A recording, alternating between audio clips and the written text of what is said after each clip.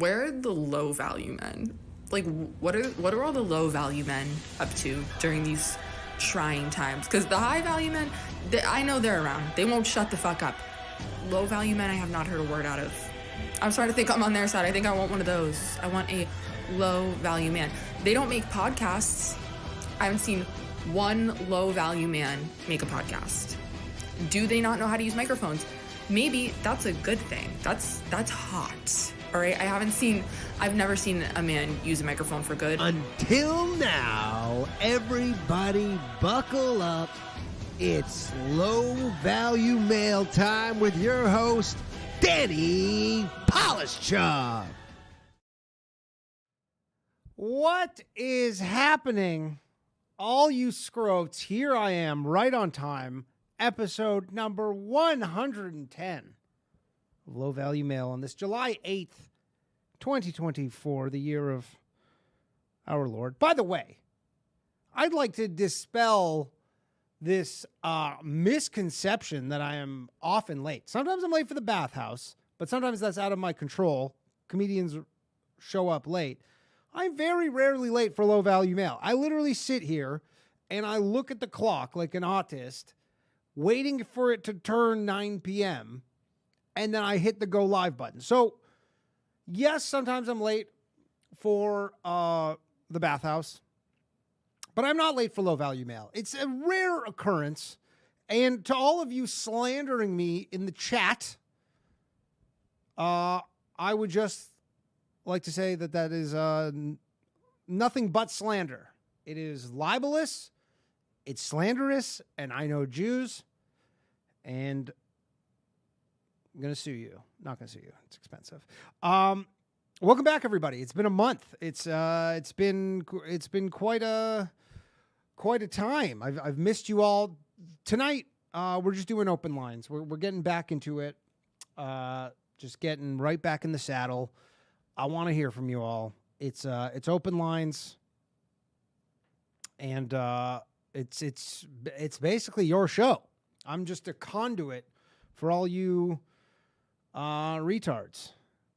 So if whatever you want to talk about, there's a lot happening. By the way, before we get going, please like and subscribe. Hit the like button, subscribe. If you're a Spotify listener, leave a review, I guess, or a rating. I don't know. And if you'd like to support the show, you can do so. Patreon.com/lowvaluemail, MAIL. There's no goals or anything. That everybody always goes, do this and I'll do this. I don't have any of that stuff. Maybe one day. I don't know. It's I don't know. Maybe we'll figure something out. I don't know. Anyways, tomorrow night we are back with an all new episode of The Bathhouse. I literally, it's been so long. By the way, this is how poor my brain works sometimes. I have set up and run this stream 110 times. Not to mention all the streaming I've done, all that stuff. And I got back and I'm like, how does this work? Literally 10 minutes ago, this fucking thing wasn't working. I was like, God damn it, I'm going to have to cancel the show because I couldn't get the phones to pair. But figured it out.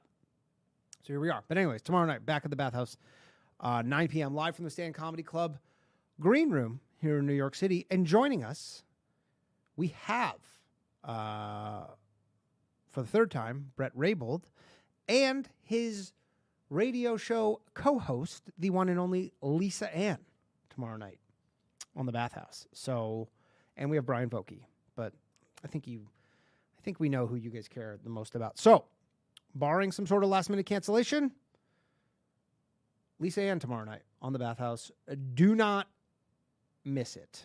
It will be must-see TV. Shout out to Covey Clown. Here's some money for the divorce fund. Thank you, Covey. $2. Covey knows how much a divorce costs in America. I don't even know what the filing costs for such a thing, but it's not happening. There will be no divorce. Won't happen. So, very happily married. And that's all that really matters. So anyways, we've got a lot to talk about. There's so much going on. Besides the world of conspiracies, just in the world of so much happened in the news. I mean, when I left, Biden was like no, he was still He was still pretty cooked, I guess. The Hawk Tour girl didn't exist. I mean, she existed, but we didn't know who she was. Anyways, I want to know.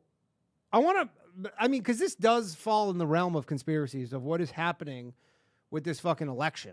So I am curious. I honestly want to know, just for my own, not to set a specific theme for the night. And you know what? Sorry. Let me hit this button. Oh, there we go. Oh, I'm gonna do this. Whoops. Oh no, I don't need to do this. See, I don't know what I'm doing. It's embarrassing sometimes. The phone lines are open. 1-888-949-2969. I want to hear your Biden conspiracies. What is happening here? Okay, I want to know. Who are you voting for? I assume most of you are voting for Trump. Is there that's my assumption. I gotta imagine most of you are either Trump or RFK Jr. voters. Are any of you actually voting for RFK Jr.? Is that happening? Is it anybody doing that? I am curious about that. What's going on? How I just read on I think Drudge that they had a Parkinson's doctor who visited the White House 10 different times recently. We all know that he's not sounding good, but also he doesn't want to. Who would want to cede that power? And also, he just really needs to get to November 6th, I guess, or 5th. And then once they elect him, they'll go, we got someone else. All right, we got a call. One moment, please. Hello. You're on Low Value Mail. Who am I speaking with? Hey, you're speaking with the Cosmic Marauder, host of The Cosmic Show on YouTube and Rumble. Okay, a little plugs out the gate. Don't mind it. Don't mind it at all. How's it going? Good. How are you doing? I'm very well. I'm glad to be back. I'm glad to be back in this hot-ass motherfucking city. But I'm glad to be back. How are you? I'm doing fantastic. Enjoying a beer out here in New Mexico. Nice. Listening to the show. Cool. So what do you want to talk about? I heard you talk about Biden conspiracies, and I think that's at everybody's, at the top of everybody's minds right now. And I'm just wondering what's going to happen this fall. People are saying it's too late for Big Mike to get back in on this, or Hillary Clinton. I don't see Kamala or Biden getting through to the end right now. You don't think he'll make it till November 5th? I don't think they'll tolerate him till November 5th. I mean, here's the thing is like the party is bigger than the individual. Like the people, when they talk about like a deep state, it's it's like the people who are running the party specifically, like the people behind the scenes who are essentially, they have this candidate who work in essentially for them almost. And it was all over the place. I remember watching the debate, and Biden dropped like 15 cents or something. And then before they were speculating that he was going to drop out, like, because now all the left-wing media outlets are all saying like he needs to drop out, which is crazy because they were 2 months ago saying he was fine. And now they're like, he needs to drop out. And then I'm looking at it right now, and he went and said, he's like, I'm not dropping out. And he said it many times, I'm not dropping out. And he's currently on Predict It at 61 cents. To which I guess you'd say I don't know if that's a 61% chance. I guess it would be. I think it adds up to 100. But then it goes Kamala Harris, 23 cents. Gavin Newsom, 7. Michelle Obama is basically with Gavin Newsom. Then Gretchen Whitmer. Big Mike for the win. I mean, my conspiracy theory is that Obama is just literally on his third term presidency right now. Oh, yeah, no, 100%. I think you're going more towards what I've been thinking is happening the whole time. It's like the uniparty is becoming more obvious ever since 2000. So right now, I think it's arguable as to what's fair and free in elections to date. I think 100% right now, whatever, we're seeing a lot of theater right now. This Trump thing with the 34 indictments and not the 33, which I found quite comical. That was one little. Why? Because of the number 33? Oh, well, I mean, numbers are numbers, right? But sure. Just found that quite curious, hilarious. If you will. Yeah. At the least, I just think that we're in for some serious shenanigans this fall and winter, and everybody should just keep their ears and antennas up for some. I don't know. Can we cuss? For some fuckery. Yeah, you can I don't know. You can say whatever the fuck you want, man. This is YouTube, and I mean, I'm curious if my channel is going to be monetized, if I'm going to lose my monetization, if they're going to start. I saw Twitter's actually starting to kind of crack down on... Oh, yeah.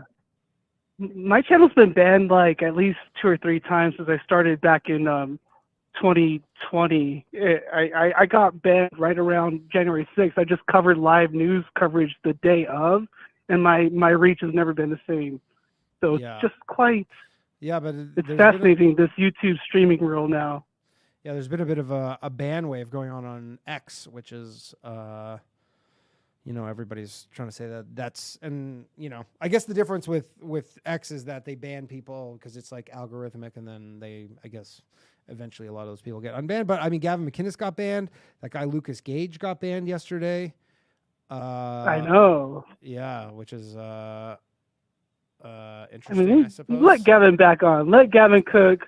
Lucas Gage. I enjoy the guy, but he's kind of out there. He's really out there. I mean, I honestly like watching him, and you're like, I'm remiss to say he's having, like, it is funny, like, I don't want to say he's like having mental issues or whatever, but like, and he is getting like swatted and all this stuff, but like, to have him being like calling Domino's Pizza, being like, it's the Jews are after me or whatever. And yeah, I mean, I guarantee you it is the Jews who are doing this.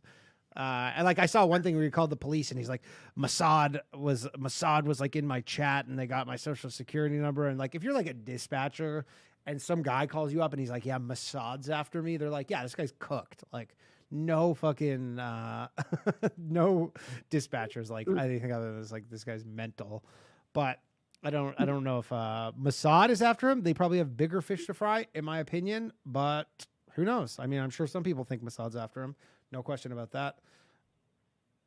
I'm just really suspect of anybody on X right now, unfortunately. Like, I'm kind of sussed out over the quartering. Lucas Gage, I'm getting a little bit more sussed out. I'm like, all this stuff is like super divisive, and it's like driving it one way. And I'm just, what is the point of the application? Like, 2 things could be true at once. Like, Lucas Gage could be swatted, but then the reach of it going, Well, I mean, again, did he do anything they said, from what I understand, his violation of the terms of services were burning the Talmud, which, I mean, again, there's no shortage of people burning the Quran or the Bible. I don't know if that's a bannable offense. Do people really care about that, though, outside of that weird right-wing cryptosphere right now? I don't think so. Like, I don't think anybody cares about it. Like, it is so niche, and I mean, there's lots of people doing crazy stuff on Twitter. And then he like cut up an Israeli flag, and I'm like, you should definitely be able to deface any flag you'd like. So, yeah, and again, I don't know if that's a bannable offense on Twitter. Is destroying. He's getting banned for other reasons. He's getting banned for his career of works. He's not getting banned just for that. This is but I mean, again, this happens every election cycle with Twitter and other platforms that go through this new wave of censorship. This is the first election cycle on Twitter where they're like, this is owned by Elon Musk, and he's doing things his way, I suppose. So you would hope to think that it's going to be a lot freer. I mean, YouTube was free, way more free before the last election cycle. But then you saw 2020 happen, and now it's insane. Yeah. So it's all catching up to itself, I think. Same with Facebook and Instagram and stuff. But anyways, as far as Twitter goes, like, you'd expect it to be a little better. But I don't know. Again, I see a lot of these bannings where it's like a few days later, they're just like, whoops, and they get enough attention. And I mean, Nick Fuentes is on X. I don't see how Lucas Gage couldn't be unless he.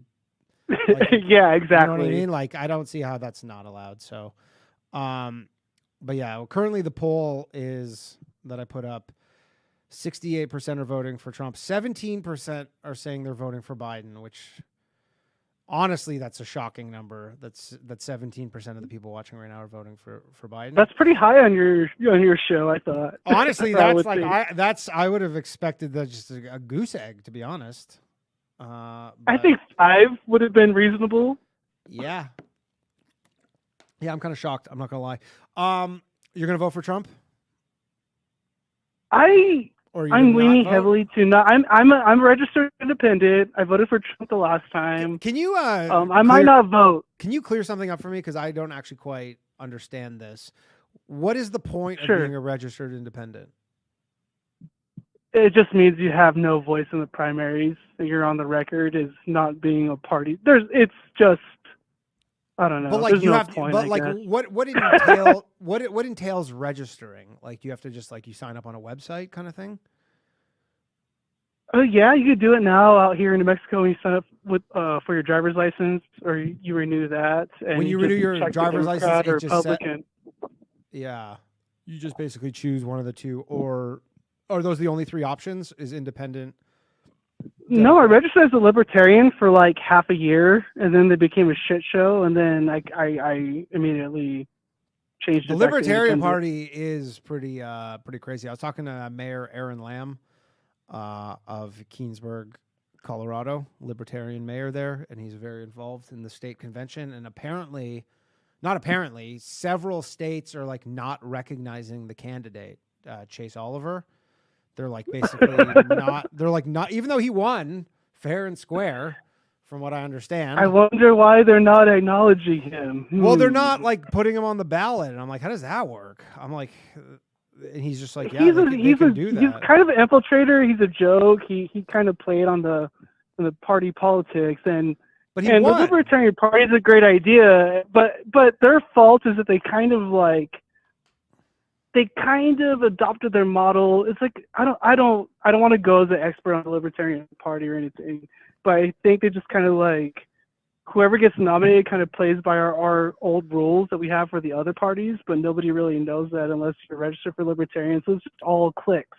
Just Right. all clicks of political clout and lobbyists at the end of the day. So the Libertarian Party is just like, it's like a Mickey Mouse Club operation of it, though. You know, think about the lemonade stand on the corner as opposed to like a like an actual Starbucks. I That's mean, like the Libertarian To Party. be honest, from a somewhat of an outsider for all of this stuff, but specifically with the Libertarian Party, I'm like, if you want to get Libertarian people, or people who are like Republican Democrats, to join the Libertarian Party, and then they see that like you're not even accepting the results of your primary, it seems like normal people would be like, it's just such a shit show. It would be so hard to get in there.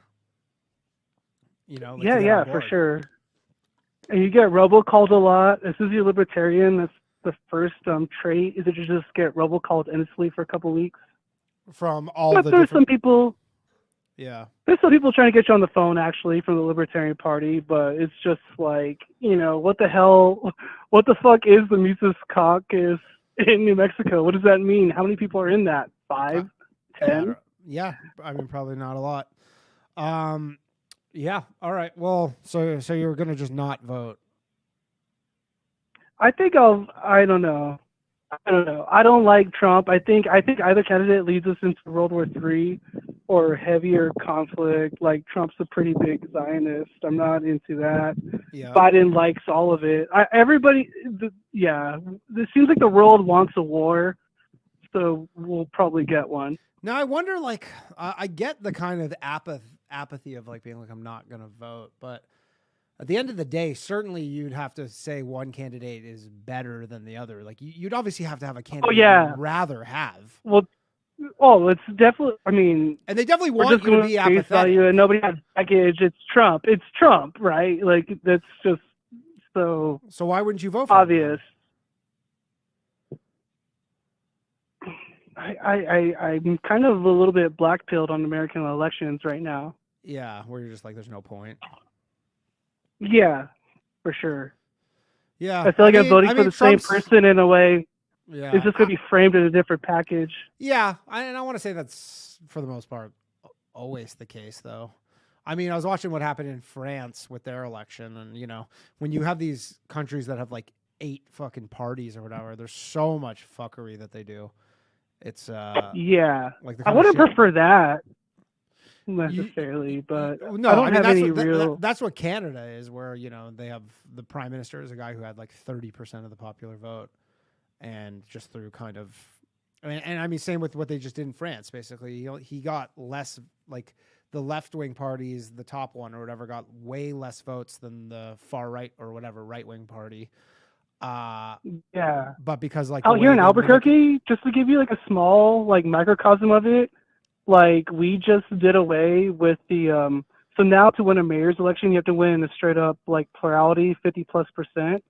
So what that does is that heavily eliminates third party or independent candidates out here, which do win out here in New Mexico once in a while, but the mayor's office just like posted a big thumbs up with all this team publicly and nobody had any shame about that. I'm like, isn't this like an iffy post for a public official? But no, it's just everybody wants to go back to the two party first past the post. People want that drive towards the middle right now. Like you and I might not want that, or people might want real change, but I think that like the world is in such bad shape right now. This is a prime time to get it back to the middle, and whoever's back there in Washington is going to do everything they can right now to throw the weight behind Biden, maybe a pop-up candidate.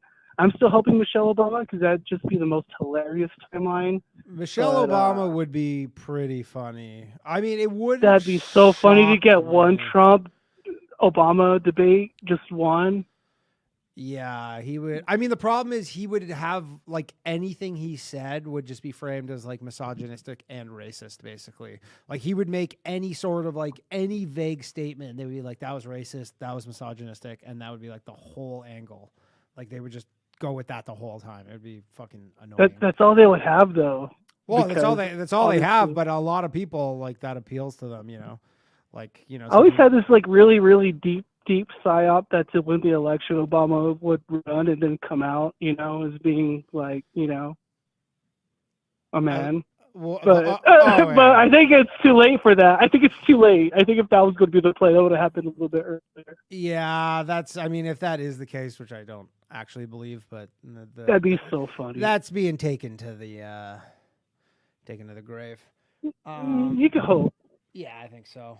All right, cool. I'm gonna let you go, man. But thanks for calling. Thank you so much. Later. Peace. All right, let's take another call here. Shout out to Maurice with the super chat and Vincent. Hello. Hi. Hey, what's up? You're on Low Value Mail. Who am I speaking with? Hey, this is Chris. Chris, how's it going, man? Where do you live, Chris? What state? You don't have to give me your specifics. From Illinois. Chris from Illinois. Yeah. So, what do you want to talk about? I had a Biden conspiracy theory to pitch. Let's hear it. All right. So, Joe Biden is actually Beau Biden in disguise. Like with just like with the Johnny Knoxville bad grandpa. Like exactly like that. So it's not the fake death isn't the one we thought it was. So he's been improvising as his father since the end of the Obama administration. So when he stammers or runs out of words, he's not stuttering or cognitive blackouting. He's just out of material because he's not that good at improv. He was a soldier or something. Sure. I mean, I'm Googling him. It says he was a lawyer. He was a politician, American politician, lawyer. You think he could bare minimum speak like a little bit. Yeah, but he has to stay on brand is his challenge. Sure. I mean, I see a picture here. He's much shorter. Not much shorter, but he's a bit shorter than. Actually, no. Maybe they are the same height. Maybe that's just an angle. Yeah, I don't know. That might be pretty out there. That. So what? You're saying that Joe Biden actually died in a car crash, or he just died? Yeah, somehow. I don't know exactly how. I haven't worked out that kink yet. Yeah, and he died. When did he die? May 30th. So he died while Joe Biden was still in office. Was still the vice president because it was right at the end. Or maybe that's when they switched places. I don't know. Yeah, that's a tough one. That's a tough sell. I don't know how many people are buying that. Do you have any specific reason for believing that? By the way, Trump at 69% in the poll. Nice. Oh, he did. Wow. Yeah, that's what we got. Who are you voting for? Biden Biden. Why? or whoever. What do you mean Biden or whoever? So even though Well, you just think say- that Biden might be not Joe Biden, it might be Beau Biden, you would still rather vote for him? I know Illinois is a pretty consistently Democrat state. It's not a swing state, is it? Not since I've lived here. Yeah. So why? What specifically do you like about Biden, or do you just not like Trump? I'm just a Democrat. On my 18th birthday, I flipped a coin. You just flipped a coin, you go, I'm a Democrat for life? Yeah. Why? I don't know. Seemed easier. You can't. Why can't you just? Why do you have to be so like have an allegiance to a certain team? Why can't you just 1 year be like, I like what the Republicans are doing, and 1 year I like what the Democrats are doing? I don't know. I never thought of it that way.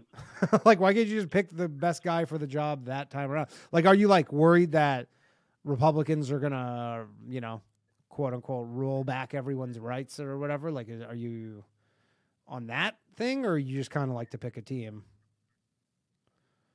Pick a team one. I don't know. Not that worried about. Like, if it's Republicans, that's fine too. We'll get them next time, boys. We'll get it next time, boys. And you're gonna vote? Like, you're gonna go out and vote? Oh yeah, always do.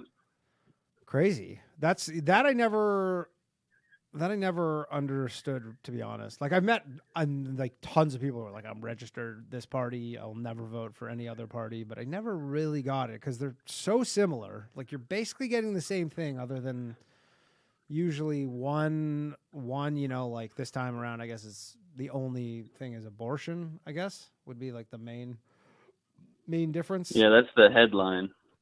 That's the headline. But again, I don't even know if, like, I don't know if, and someone could call in and maybe correct me on this, but I don't know if the Democrats, even if Joe Biden wins, he can't, like, reinstate Roe v. Wade, as far as I understand. I haven't heard him say that he's going to. No, he couldn't without, 60 senators, and that's never going to happen. So he can't reinstate it. So then I guess they're worried that Trump will just make abortions illegal, which he said he absolutely will not do. There's zero chance of that. Well, I think it's like Moneyball. They want to recreate Roe v. Wade in the aggregate. Well, I mean, they sent state it by to state. Well, they did send it to the states, and I mean, it is potentially, for the Republicans, like, this might be the reason they lose, because people will vote against them specifically on this one matter. But at the end of the day, it's just state by state. Yeah, the suburban woman bulwark that Republicans had in 2016 went away as soon as Roe v. Wade got repealed. Yeah, I mean, it might, but again, yeah, I don't know. Like, that's it seemed, because I can't imagine like Illinois, you guys have abortions. Like, nothing's going to happen to abortions in the state of Illinois, I would imagine. No, yeah, our governor made very sure of that. Yeah, so then that's not even like a issue, really. So I guess you're just like, you just want your team to win. Well, I'm thinking about those women in Would Mississippi. you vote for Kamala Harris if she's the candidate? Oh, totally. You'll just vote for her. Crazy. Do you That's hate probably Trump? the better way to go if I was like a campaign strategist. Do you hate Trump? A little bit. Yeah. Not too much. What specifically do you not like about him? I don't think he knows what he's doing. I mean, did any of them know? Do you think Kamala Harris knows what she's doing? Yeah, I think she's at like procedure level, not like big philosophical level. Yeah. Interesting. Yeah. I mean, I'm always interested to hear kind of what people think about this stuff. All right. Yeah. Well, I guess good luck for your team. Yeah, that's my 2 cents. I just wanted to share a weird theory. Yeah. Well, it's interesting to know that you'll probably be the only, maybe not the only, but probably very few Biden voters who call in tonight, and then you also think that he's Beau Biden. Yeah. Yeah. All right. I haven't squared those two things yet. Yeah. But I mean, it would make more sense if you go, I think he's Beau Biden, I'm voting for Trump, because it's not even Joe Biden. But you're like, no, I think he's Beau Biden, and I am voting for him. Yeah, I mean, Joe Biden would have been a kick-ass candidate. I guess. I don't know much about him, but other than he was the son. But all right, I'm gonna let you go. Thanks, man. Yeah. Cheers. Later. Joe the lawyer. Joe, do I have a claim? Joe, can I sue the chat for their libel of calling me late? I mean, if you want to find out, who they are, you can sue them for libel. I have all their information. I have all their very personal information. They don't know this. I probably shouldn't have tipped my hand here. I don't think you'd have to be able to show that you were damaged in some way monetarily. Maybe like if comedy shows like stop booking me because you're like, that's the guy that's late all the time. Yeah, exactly. Yes, that would work. Okay, we're gonna chat offline and assemble a strategy. How you been, Joe? Doing well. How are you? I'm good. I'm glad to be back. Other than okay. Yeah, it's good. So I actually wanted to discuss everyone's favorite topic, Israel. Sure, let's hear it. You're probably the most knowledgeable. Now, everybody, you're gonna cause the chat to have a bit of a conniption. Those Goyim? Yeah. But no, I actually wanted to talk about not the war, but the whole thing going on with. Can I just ask you? Sorry, what's going on with what? I don't want to talk about the war. I want to talk about the whole, exemption for, Orthodox Jews who just sit and study Torah all day. Sure. I remember when I was a teenager, I went to Israel and we went to kibbutz for like a few days, which for people who don't know what that is, that's like a commune essentially that people just live on. And they just kind of live off. It's all like a socialist communist kind of paradise, but they were all all the people I met there were very, very mad at the fact that the only people exempt from basically required military service were the Orthodox Jews. Right. So it's not just the Orthodox Jews that are exempt from it. It's anyone who decides they're just going to sit and study Torah all day instead of getting a job. Sure. So technically, someone who's not Orthodox can do that too. And it's not really an exemption. It's more of a deferment. It's kind of like, do you know, like during the Vietnam War, there were drafts that you were able to have it deferred if you were in college. So people just stayed in college forever. Right. Yeah, I don't know if I talked about it here, but you can watch if you go on YouTube, you can watch the lottery that they did. Oh yeah, it's crazy. Like a televised lottery. It's insane.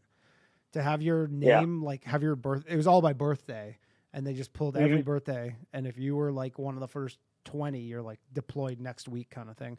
But so they defer it until they're eventually just too old? Right. So the way it works in Israel is that when you become 18, you have to go to the army. If you're a woman, you have a choice of doing the army, or you can do community service instead, which like you'll work in a hospital or whatever, which I guess that's how they get their socialized healthcare to still function.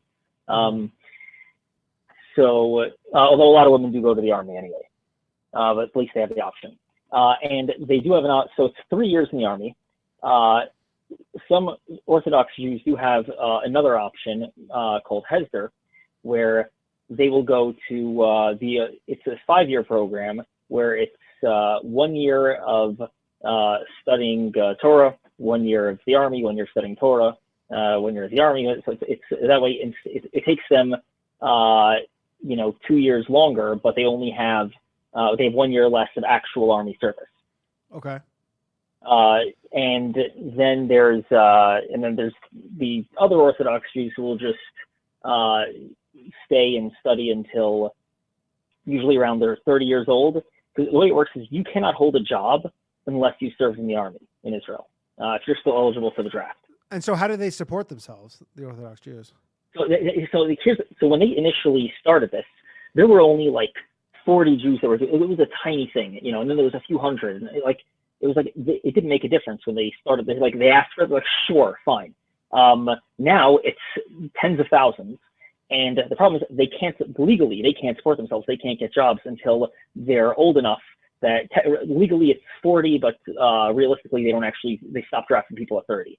So that means until they're 30, they're just living off every government program they can. So not only is it they're not joining the army, but they're also using a lot of government resources because they're on, their equivalent of food stamps and their equivalent of, government housing, all that stuff. Sure. And what, now they want to repeal that because of the war? Well, they've been wanting to repeal it for years. So technically they did repeal it like 5 years ago. And they haven't, so even though they did that, they never actually enforced it. They've been trying. There have been a ton of protests. If you go there, you'll see sometimes, and this was before the war, they would be protesting and then they would be hosing them down with like fire hoses, knocking them over. It was wild stuff. And then, but now they're like, say, okay, now we're actually going to start enforcing it. And they're getting very upset. But the problem is the Orthodox Jews hold a lot of political power because they have a lot of kids, they have a lot of voting. Yeah. So Bibi is very reluctant to enforce it because if he does that, then he's going to lose a lot of his support. And that can mean he won't be prime minister anymore. And do they need the bodies that badly in the army? Like, is that the reason why they want to do it? So the thing is, I don't think they really need the bodies that badly. I think it's costing them so much. A lot of these people probably would be in the workforce, but they don't want to be, at some point, and they hold it off for years. A lot of them are, they wouldn't even, I think that if they had a program, and I think that they recommended this at some point and it got rejected, where it would be, okay, like half the time you'll be, studying, and then the other half the time you'll, do community service. And they still rejected that, which I think that's ridiculous. But yeah, I mean, that seems like a reasonable compromise. Yeah, and even if they were going to be in the army, they wouldn't be fighting. They would just be like mechanics or whatever. But they think that it's some sort of a scam to make them be not religious anymore. I think it really stems from the whole, Tsarist Russia thing where, the Cantonists, they would take young Jewish people from their homes at 12 years old, force them into the army, and then wouldn't let them practice Judaism whatsoever. So by the time they got out, when they were in their late 30s, early 40s, they had no connection whatsoever. Sure, but certainly so that wouldn't be happening.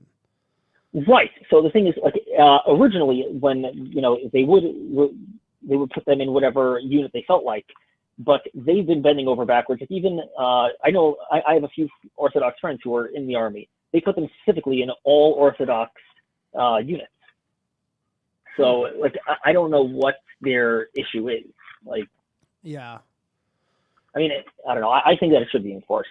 Everyone should pull their weight. So that seems reasonable. That's just yeah. On the topic of Israel, did you read about the Hannibal directive news that came out? I think it was yesterday or maybe 2 days ago. Oh, there was recent news about it?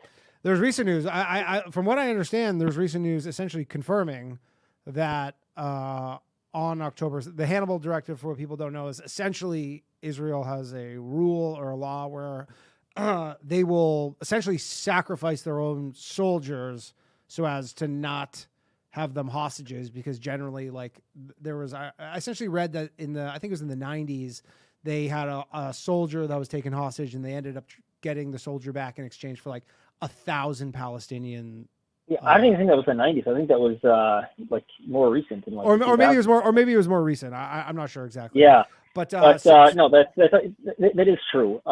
It's not worth it because there are times where they'll kidnap someone, kill them, and then hold the body until they get who knows how many terrorists released. It's not worth it because then they end up killing people later. So it's what did you accomplish? Right. Right. But so, anyways, because there was a lot of initially, and this is kind of under the fog of war or whatever, but initially people were saying that the Israelis were killing some of their own, and then they were denying it. But I believe I think it was yesterday, it came out where it's confirmed that they basically were doing that. I was just wondering if you had any. I don't know. I didn't see that, but I've been Yeah, I mean, it's really if working. you it's pretty all over the it's all over the news. Like Haaretz was the one who, and I know they're fairly left leaning or whatever.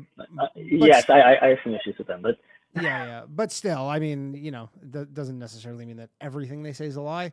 But anyways, that right. I mean, honestly, I was of the opinion when they kidnapped the hostages, they should have just leveled everything. Yeah, all the hostages would die, but most of them were going to die anyway. It wasn't. The amount of soldiers that got killed trying to rescue them, along with the amount it just would have been simpler to just. I know it makes me come across genocide. No, it's not. It's just punishing them, making sure that this doesn't happen again. I think that any civilized country would do that. If you had Mexico lobbing over weapons and going over the border and killing Texans, there's no doubt in my mind that America would just start leveling the place. Sure. They're going to start calling you Genocide Joe the lawyer.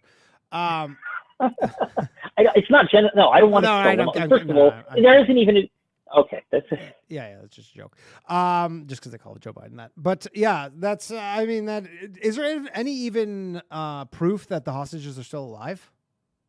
Most of them probably aren't. They don't even know where half of them are because there are multiple different splinter terrorist organizations, and some of them have some of them have others. Hamas isn't fully in control of it. Right. But there's no proof of life to even. No. Even confirm that they're going for all of this is to recover hostages who are even alive. Yeah. And I just also think it's wild that one of the people holding a few of the hostages was actually a reporter. Yeah, I saw that. Yeah. He's just reporting, look how terrible it is over here. Everyone's starving, and meanwhile he's well, maybe maybe he was just feeding them.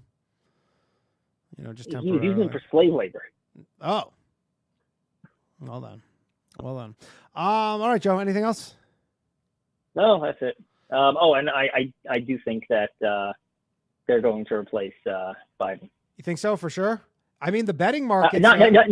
Not for sure, but I think that I would say 60% chance that they'll replace him with Kamala, which I think is just as bad. But I do think that they'll get through to Joe, and they'll do. If they don't do it within the next week or so, though, then forget it.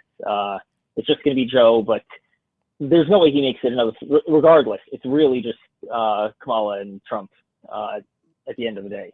Yeah. I don't think anyone believes Biden's going to make it through the next 4 years. Well, he just has to make it through November 5th. If he wins on November 5th, then whoever they replace him with, who cares really at that point? The party's in power. They can't. At that point, they can't replace him. I thought they can replace him. I thought he he can step down, but then it's going to be Kamala, and it has to be it'll be Kamala. But either way, the Democrats stay in power. I guess. Yeah. But I think that honestly, Kamala would probably have a better shot than he would at this point. Yeah, I wonder about that. I do wonder. All right, Joe. Good talking to you, man. Okay, take care. Joe the lawyer, everybody. Hello. Danny, it's Sean from Pittsburgh. Sean from Pittsburgh. By the way, is my mic sound good? Someone said turn it up. I turned it up a little bit. What's up, man? No, it sounds fine to me, man. Hey, no. So all these people calling in with their political affiliations, you're a Republican, you're a Democrat, you're all fucking retarded. It's childish. It's childish behavior. Oh my God. No, go unaffiliated and you vote for vote for Vivek. Come the fuck on. He's the only one that's talking shit straight. I'm out. Later, boys. Later. What if he's the vice presidential candidate? There's seems like that is a possibility that, maybe they just, because Trump still hasn't picked his vice presidential candidate. I don't know who's even in the running for it right now, or not who's in the running, but who's the favorite. But yeah, I agree. I don't know about the unaffiliated voting for Vivek though. That seems like a total. Again, they give you two candidates, and I guess I don't know if that's a feature of the system, but you get two candidates, you go, it's one of these two guys. You're really wasting your time otherwise. All right, Maurice. Yo, what's up, Danny? Congrats on the wedding. Thank you very much. Appreciate it, man. How you doing? Doing good. You know, having a nice Monday night. Just got back from the gym. Nice. What are you working on in the gym? Today was upper body. Oh, okay. You just doing an upper lower kind of deal? Yeah, exactly. I have a personal trainer, so he just yells at me to not be a bitch and works great. Nice. How old are you? 31. Oh, okay. So that's a good age. You're not gonna get hurt. Oh yeah, exactly. Yeah, it's mostly just maintaining and making sure I can still stretch when I get old. Yeah. That's a good idea. So what's up? Who are you voting for? So I'm gonna go RFK. Not because I agree with like a lot of things he says. Like I mean, everybody would say that about any of the candidates.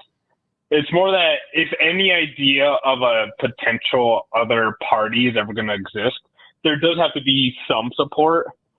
So if he's pushing it, so I'm in Colorado. Yeah, you're in Colorado.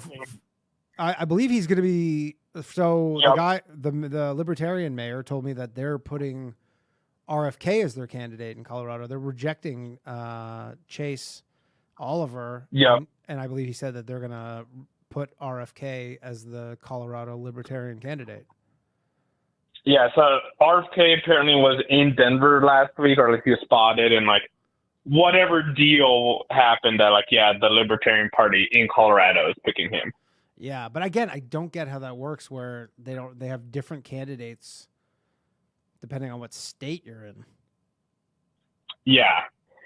Well, I'm still not even sure how the fact that like all these crazy rules are so different from state to state to even get on the ballot. Like Colorado was the state that like sued to get Trump off, lost that, then like all right, so now everybody's just on the ballot. I forgot about that. Yeah, that they had the whole thing where they got him off, and then there's all these things. There's all these things where in the moment are like these huge stories where everybody's like, "This is unprecedented. The country will never be the same." And then 6 months later, you're like, "Yeah, I barely remember that." Yeah, do you remember like when the Ukraine war first kicked off and like the entirety of like global banking like locked out Russia? That was a big deal at the time. Yeah. Well, they did tons of shit. I mean, Joe Biden is even still, saying that like those sanctions that we did on Russia, like, he's like, I did those sanctions. I don't think they did shit. The sanctions didn't do fucking anything. Yeah. Like, I don't. Actually, let's see what the ruble's looking like right now. But I don't think it did anything. Well, I know a lot that like Americans are paying for, because India is just buying a lot of Russian oil and mixing it with their existing supply, and then they just sell it to us. So they're buying low, then could just sell America higher, so then we're getting a giant profit. Yeah, like I'm looking right now, and the war started in 2021. The ruble was at 0.013, and now it's at 0.011. So less, about 10% down, 15% lower. Not a huge difference. Yeah, not that bad at all. No, and now they're just getting they're selling all their shit to, I wouldn't say hostile nations to the United States, but certainly competing nations. Yeah. I want to get your thoughts on this. I heard that they're going to replace Joe Biden. It at least has to be with Kamala because all the funds are locked in the Biden-Harris campaign. So she's the only one that could access all that money. Yeah, I heard that. Yeah, I mean, it seems like the natural thing that if he's, unfit, the vice president is obviously next in line. I don't know if someone could call in or say in the chat, like, have they ever replaced a standing president? I mean, me and Ryan were joking about it. We're like saying, all this whole thing where it's like, if he were to say I'm not running and then because I'm not mentally fit, and then you're like, but you're just going to be the president for 4 more months? Yeah, you're still dealing with the problem till then. Yeah, you're like, hey, I'm not fit to be the president next term, but I'll still stick around. Well, did you see that crazy story where he doesn't book meetings past 8 p.m. anymore because he's tired? Yeah, I saw that. He said, I'm not going to do anything after 8 p.m. or whatever. I mean, that was such horse shit to be like, I was tired. Like, you had so much time. Yeah. Take a fucking... Now, I guess me saying take a nap to the guy who's the leader of the free world, maybe he would say, well, you know, I can't really just take naps. Like, you definitely don't want the president taking naps. That just blows my mind because, like, you know, every war or just hostile nation is on the complete opposite time zone. Sure. So, like, if China does something, they're gonna have to like wake him up, and he's all groggy and lost. Yeah, yeah. Well, I mean, I saw someone, I guess this is somewhat of a counterpoint to that, where George W. Bush famously his schedule was he was in bed by 9 p.m. Really? Yeah. George W. Bush's like schedule was basically like he did all his work, had dinner at 7:30, in bed with a book at 9, and that was, I guess, for the most part, pretty often. So I don't know if it's so crazy for him to say. I don't know if he's saying he's in bed by 8 or he's just like, I'm not doing shit after 8. I don't know if that's like the most insane thing, but he needs to be available, certainly, for some sort of. For sure available. And the counterpoint to Bush, I'd say, is like Cheney was kind of running a lot of the things there. True. That is, but yeah, I mean, but again, and also he was young enough.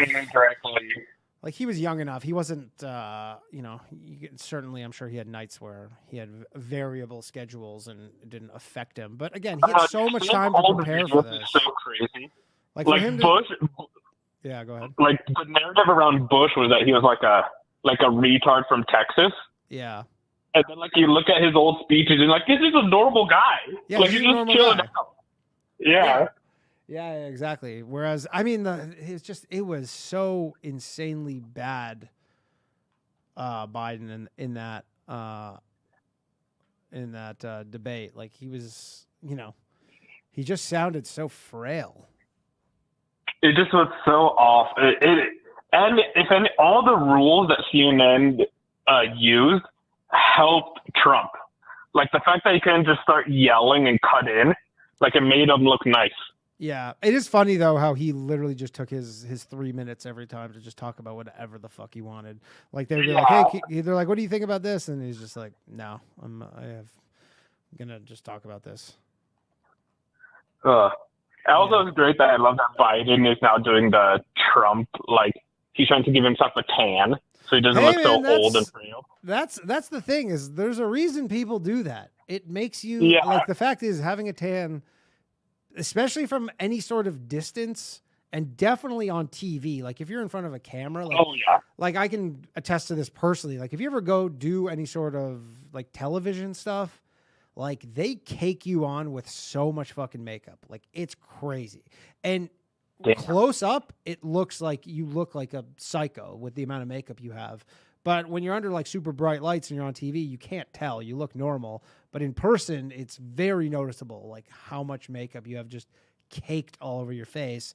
And so I don't know if it's just the makeup wasn't even cutting it. But yeah, he basically just has the exact same white eyes, orange spray tan. And we're all just supposed to admit that it's not weird. Yeah. And then there was that article immediately after, like, his family's encouraging him. You're like, well, they're in the influence business. Yeah, they want the power. Yeah, exactly. They're like, I mean, I was joking, but like with Hunter Biden was at the White House convincing him to stay in the election. You're like, yeah, because who else is going to buy your fucking crappy paintings for $500,000 to $1 million? Yeah, no kidding. Fucking Joe Biden is known as a doctor through the New York Times now. What doctor is she? Is she like just like a honorary? Education. Oh, education teaching. She just has a doctorate from somewhere. Yeah. Yeah. I guess that counts. I mean, it's one of those, we need to invent a new word, because nobody imagines that when you say doctor. No. But I mean, hey, Cosby was a doctor. True. Yeah. So again, that was honorary. But I mean, if you get an honorary doctor, you can still technically call yourself a doctor, even though you didn't really do shit for it. So, but so you're actually going to go vote for you're going to go to the polls and vote for RFK. You're going to take time out of your day on Tuesday. Not go to Colorado. I mean, I guess depending how you feel about this now, is one of the best states for like mail-in ballots. So I'm just going to like check a box and drop it off. You just drop it off. And where do you do you drop it off on election day, or can you do it in advance? You could do it in advance. There's like a little window for it, and so I'll just walk to the post office and drop it off. Okay. All right. All right. What? How do you feel about Canada now? I feel because don't you guys also have like a French thing where you could just call votes, like call an election? Well, yeah, it's basically like the British system where, well, no, I don't. They can do like a vote of confidence, of like no confidence. They can do a vote in their like the parliament and essentially force an election, but you need like a huge majority. I think they tried to do that, or they were talking about doing that, but didn't happen. But essentially, just the prime minister, like theoretically, other prime ministers who had such a low approval rating, they would just, for the good of the country, would call an election just because they were essentially like polling so badly. But Trudeau's not really that guy. He's just going to hang on Like to his honorable thing to power. do. Yeah, essentially like the good thing to do, but he's not going to do that. He's just, I mean, the election has to be next year. Okay, yeah. So Like what would he do like outside this role? Would he just like fuck off? Or like I feel like he'd be the type of guy that tries to get into movies and entertainment. no, he's gonna give speeches, and I mean, no, he'll just do like events. Like he'll just do, 100K a pop, like talks and speeches and stuff. Maybe he'll write a book that fucking absolute morons will buy. I don't know what else he's gonna do. I mean, he's got plenty of money. I don't know. I could honestly see him having like a TV show in Canada. That wouldn't shock me. Like similar to how Brian Mulroney's son, Brian Mulroney, the former prime minister, his son was just like a TV guy. Now granted he wasn't the prime minister, but I don't know. I don't know what he's gonna do. I don't know. Yeah, because I feel like those are like half the thoughts. It's like eventually all this stuff is gonna end, and these people are gonna get old and die, and like what's gonna happen? Like who's gonna be the new people, or like what are they gonna do next? Yeah, I mean, Stephen Harper, the guy before him, I don't know what he does. I think he, has a book, and he probably gets flown out to speak at like an oil conference for, a couple $100K and just show up and hang out, and it's probably a pretty good gig. Nice, because I one of the funniest things in the world to me is that just Bush does paintings of like Iraqi kids now. Yeah, exactly. I don't know if Bush is big on the speaking circuit. I know Bill Clinton was, but I don't know. Yeah, I don't know if that's what he does. All right, I'm gonna let you go, man. Good talking to you. All right, later, Danny. Good talking. Later. Hello, you're on Low Value Hey. Mail. Conspiracy extremist. What's up, man? What's up, man? You fire your producer? He doesn't do the call-in shows, or not the call-in shows. He doesn't do the open lines shows because it's actually easier than putting everyone in the queue. Like, because it's hard for me to manage with a guest, but it's actually better when there's no guest for me to just do it. Well, good, because I like that guy. He's doing a good job. So no, Mark's the man, and he will be back next week with our guest, who I don't know who it is, but we got a good guest next week. We got a good guest every week. Thank you very much. That's welcome to the club. Yeah. You have how many marriages have you had? Just one? Just one, yeah. All right, good for you. One marriage, 4 kids.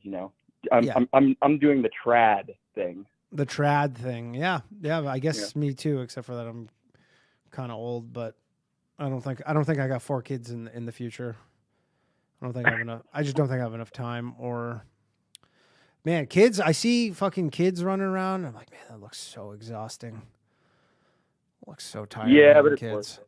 Yeah. Everybody says that, everybody's like, you hear both sides of it, and everybody's like, obviously it's the best. And then, but just as a current outsider, it does seem very, very tiring.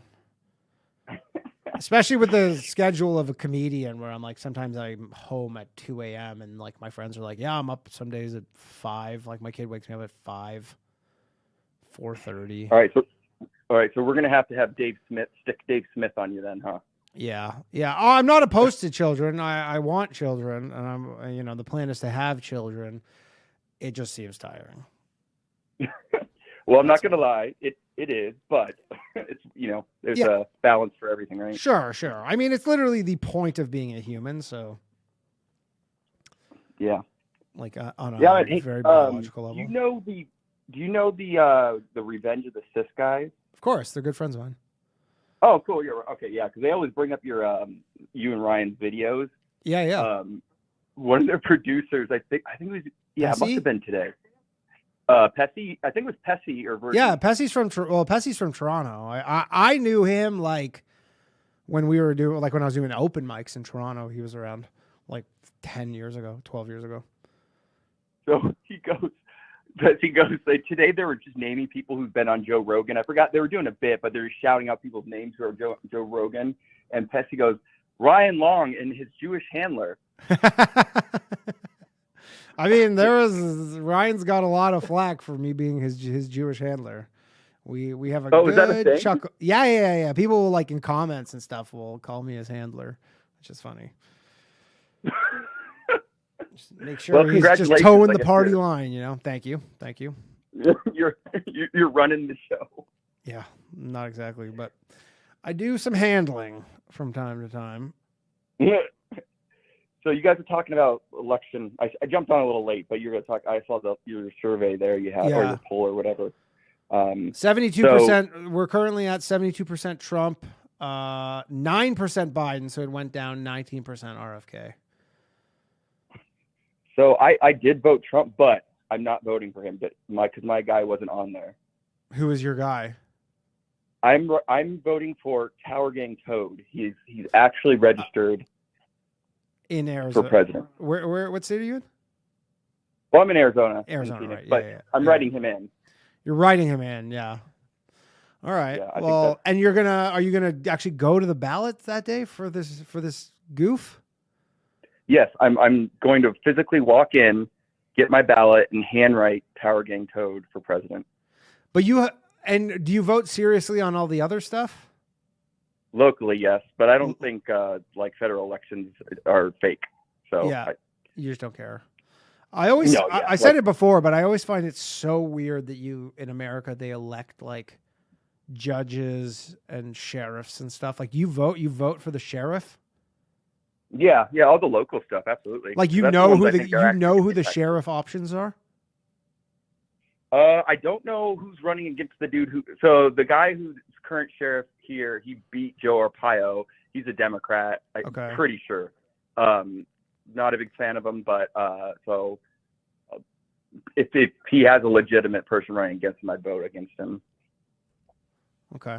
But how do you decide? Is it just purely politics? Do you vote for the Republican sheriff if you're a Republican, or are you I will actually care about how much power does the sheriff have? What is an example of a sheriff's platform?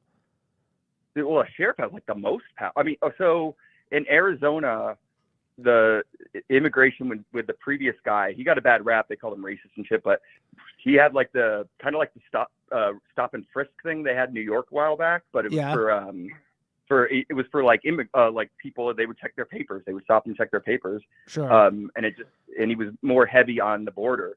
So the sheriff has way more impact on your personal life than, the president or Congress does. Right. And so they could say, we're just going to be kind of stopping and frisking people, demanding papers more.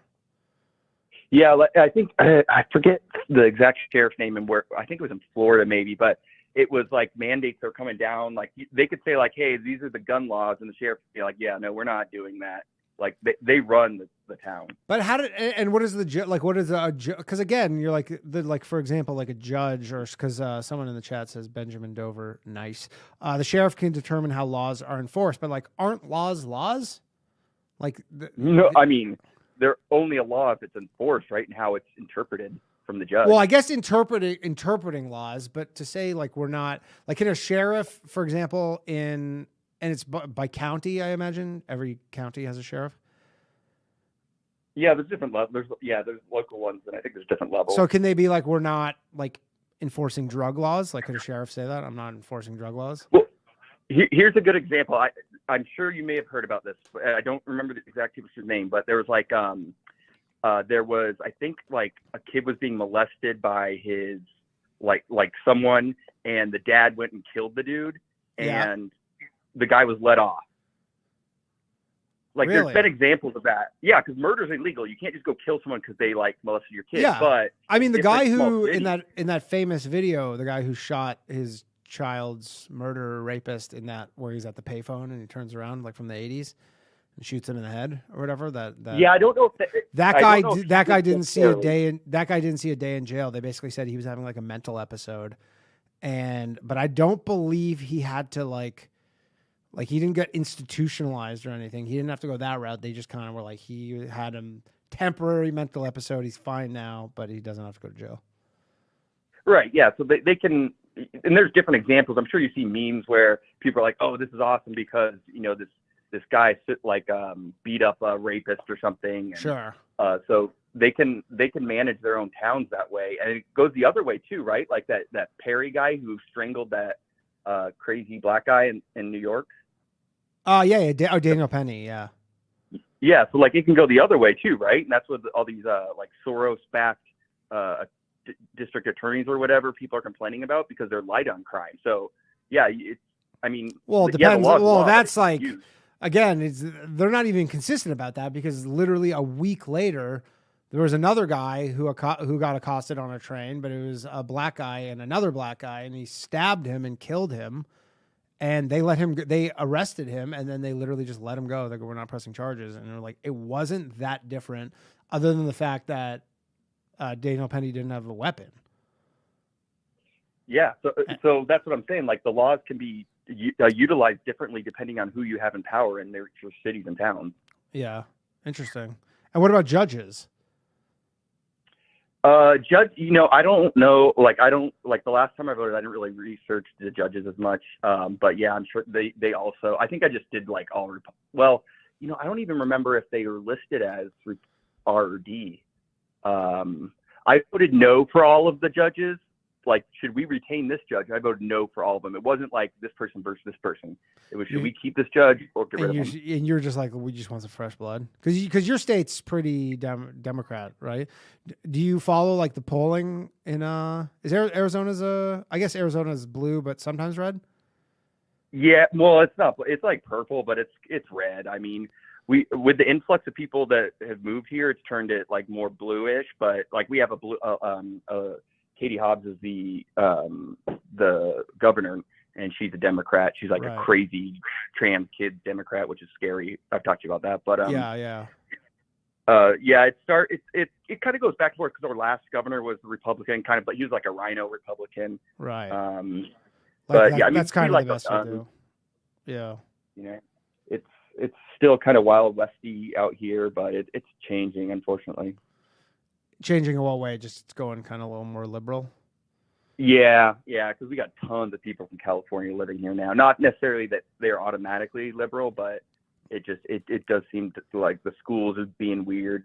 Like I'm putting my kids in a Christian school now because all the schools, even like the charter schools, are doing the weird tranny stuff. So yeah, like I see in Arizona that kind of YouTube channel where it's all like the interview all the meth addicts and stuff.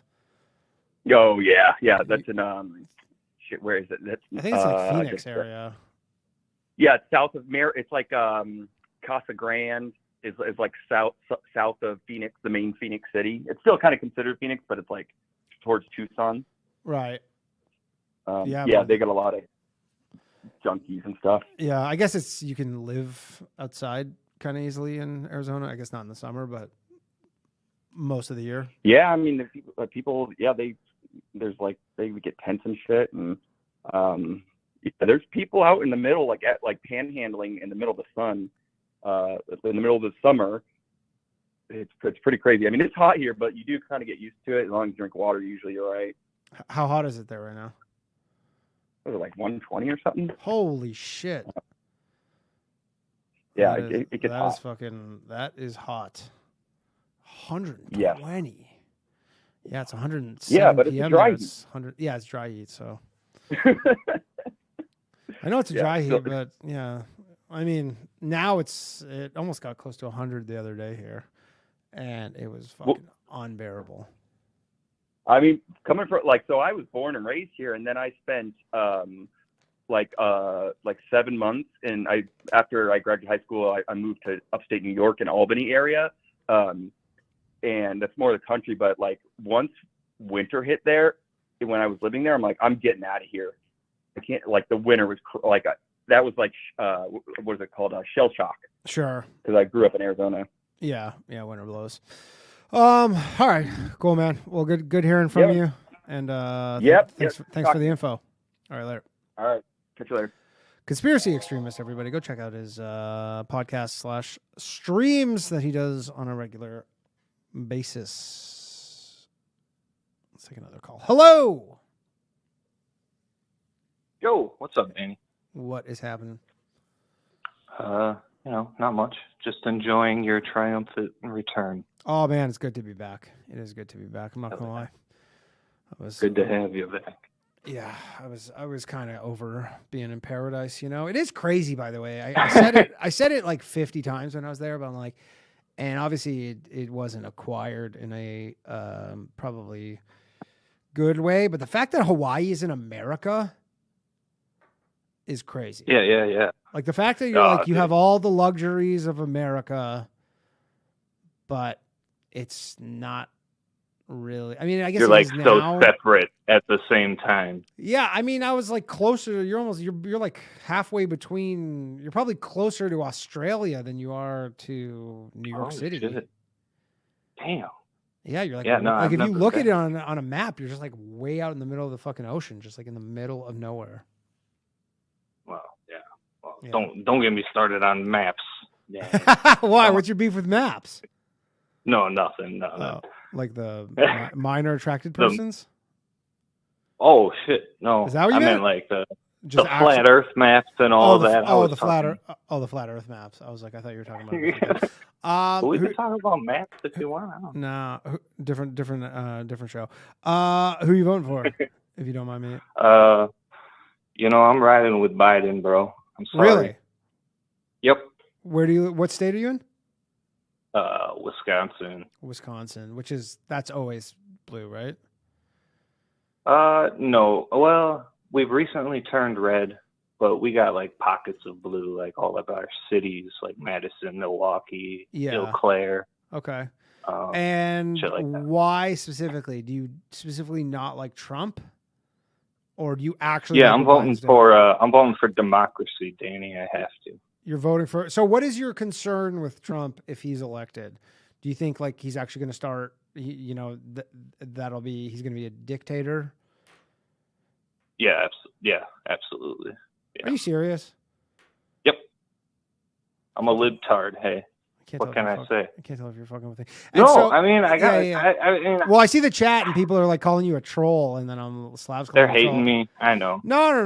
That's the thing. I have no beef with people's like the thing that makes democracies great is that you can vote for your candidate. And, I mean that's fine. Okay. So did you have? I had a couple topics to talk about, and I'll bring it up now. One of them. I mean, Trump. I think because it has to do with that. I mean. Fellas, everyone, Trump is a child rapist. I don't know if that's okay to say on YouTube. Interesting. Yeah, that's fine. I mean, YouTube definitely is not going to have any problem with anybody saying that. That's for fucking sure. YouTube might.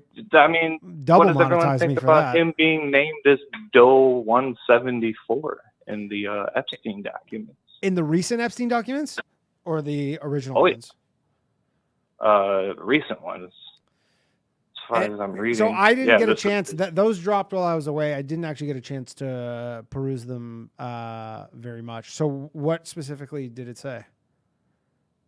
Well, in these files, the Epstein files, they use like Doe blank like a number of times. Like there's multiple Doe blanks, but Trump is a Doe 174. I mean, that's what. And what did they say? Recording. John Doe 174 was purported to do.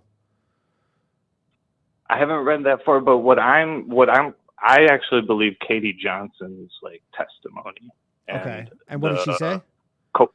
Well, she was raped by Trump when she was 13, 12 or 13. Okay. I forget the exact age, and this is all corroborated by a pretty much confirmed by an investigative journalist by Wayne Madsen. Okay. There's this other girl that corroborated her story by the name of Maria. I mean, all these names are like pseudonyms; they're not their real names. Yeah, I understand that. So I mean, you got to take all this with a grain of salt. I personally believe it, but this woman, well, she's now a woman, Maria, who was a confirmed child trafficking victim in Waterloo, Connecticut. Back around when all this happened, she describes the similar themes as Katie Johnson, similar conversations. So in my mind, it's confirmed. But I mean, obviously, interesting. I mean, that's probably one of the best reasons I would say to not, at least, you know, personally to not vote for Trump. That is, I should should I bring Nick Bryant back on? I don't know if we have a full episode stuff to talk about, but he's the guy who released. We had him on, but he released originally the Epstein Black Book. But yeah, and it's funny because I brought up John Mark Dugan to Nick Bryant, and just recently I brought him up to what's that? Yeah, why was his name floating around again recently? I saw something. Well, he was just brought up by BBC. I'm trying to remember the other guy I brought him up to that was on your show recently. Something mind something. Memory hold. Memory hold. Yeah, I brought him up. Sorry, I brought him up to memory hold. But Nick Bryan was kind of dismissive of him. Okay. While his memory hold seems kind of receptive to him. But yeah, BBC. John Mark Dugan's the guy who escaped to Russia. Yes, the ex-military guy at West Palm Beach sheriff officer. Right, and he's in Russia. Yeah, BBC released the story on him, and they seem to kind of be skeptical of his claims. Sure. But that's interesting because originally MI6 was the one that was worried about what John Mark Dugan had for his information. Yeah. Interesting. So you're gonna vote for Biden. Did you vote for Biden last time? I'll give you a reason why. Yeah. Did you know he released some interesting 9/11 documents? Joe Biden did? Yes, back in 2021, I believe. What were those? Something called Project Encore. I'm not familiar with this Project Encore. And that relates to another set of documents and video evidence that was released recently, implicating Saudi Arabia. Oh, this is the Operation. Yeah, Operation Encore, implicating Saudi Arabia in 9/11. But have you heard recently that video that they released by Omar al-Bayoumi? You know what? I saw it in my Twitter feed. I didn't actually look into it more, so please tell me.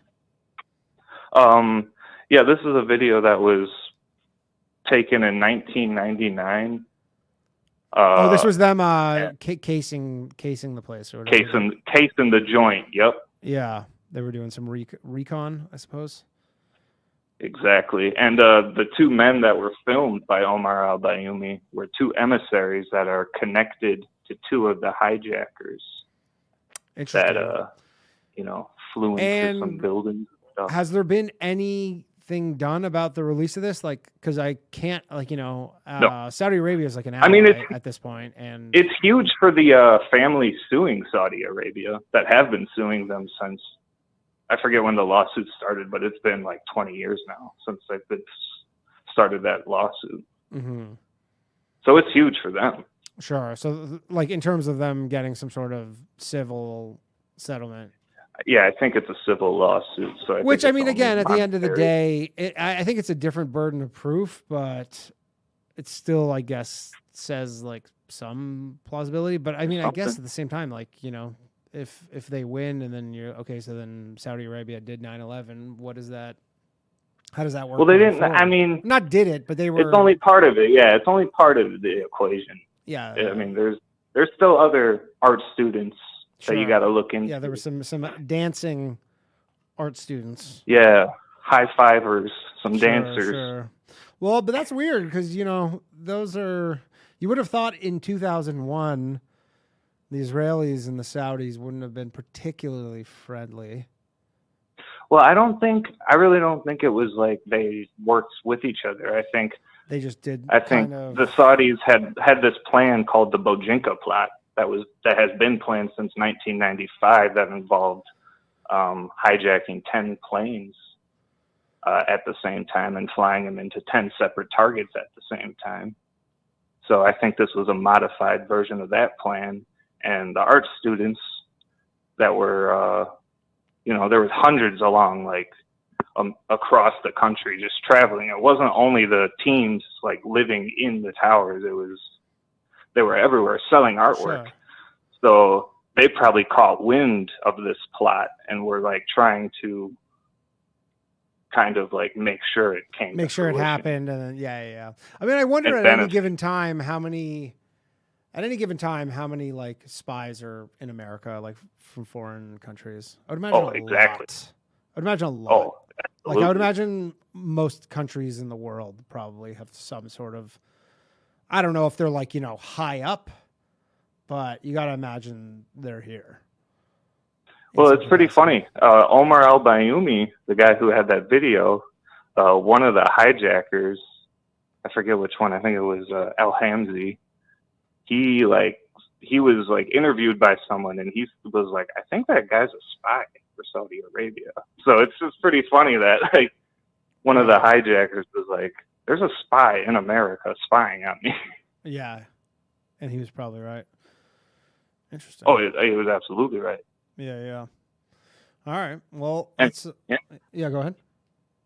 No, I don't know. I mean, I got 27 topics. I can keep firing, or you can let me go. Give me one more. And then I'll let you go. What about I mean, like I said, I've been waiting for your return, Danny. Yeah, I got Hey, let it out. how about bioweapons?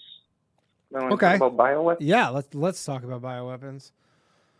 All right. What about them? So, I don't know. They're real interesting. I just started reading this book called The Sleeper Agent by A.W. Finnegan.